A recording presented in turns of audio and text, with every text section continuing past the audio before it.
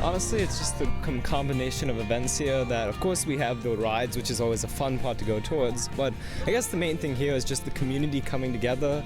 There are over, I believe, 20 4-H clubs in the county, Fairfax County. We all have different perspectives, but in the end, it's all about volunteer service, unity, helping out one another. Basically, we're here with 4-H hoofers and heifers, so we're more aimed towards livestock, but there's also clubs for canines, as you mentioned, guinea pigs even, and some oriented only to volunteering. So overall, just the community coming together for 2 days to have fun, to make friends, and just have a great time.